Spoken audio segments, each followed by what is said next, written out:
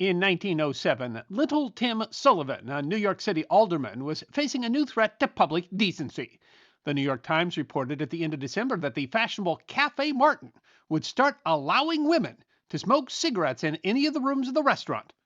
And the idea was not limited to Cafe Martin. A canvass of the city's prominent restaurants by a Times reporter revealed that the proprietors were inclined to grant women permission to please themselves.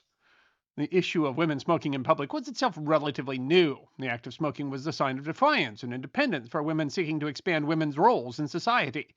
But this new trend was disturbing to Sullivan, who the Times described as the Bowery moralist and political chieftain.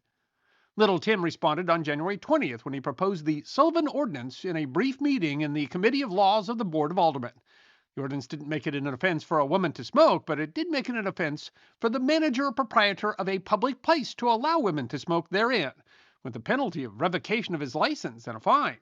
The proposal was not without opposition, with some aldermen arguing that there were more important priorities and several contending that it was beyond the board's authority. But on January 21st, the ordinance passed unanimously, without objection, in a roll call vote. Sullivan dominated the Tammany Hall machine majority, and the board did whatever he told them to do. And many agreed. The editors of the Buffalo Inquirer said, "Just put your mind on the woman who stands out purest and noblest in your memory, your own mother, presumably. Does she not think it indecent for a woman to smoke in public? We think it is indecent for women to smoke in restaurants and anywhere else in public. And you think so also, although you probably don't know that you think so." The first test of the new law came on January 22nd. The New York Times reported that a policeman named Stern had seen a woman calmly take a cigarette from a package and light it, striking a match on a house wall. "Madam, you mustn't," he shouted. "What would Alderman Sullivan say?" When taken to court, 29-year-old Kate Mulcahy said, "I've never heard of this new law, and I don't want to hear about it. No man shall dictate to me."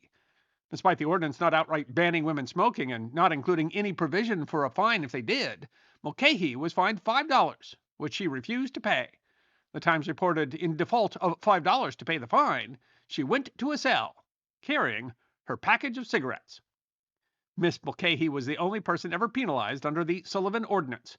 Mayor George McClellan Jr. vetoed the law on February 4th, saying, "I know of no provision of law which gives the Board of Aldermen the power to enact an ordinance of this kind." Some papers implied that Mayor McClellan was courting women voters in anticipation of women's suffrage. The controversy seems ridiculous today. Citing the effects of secondhand smoke, it's been illegal to smoke in restaurants in New York City since 1995.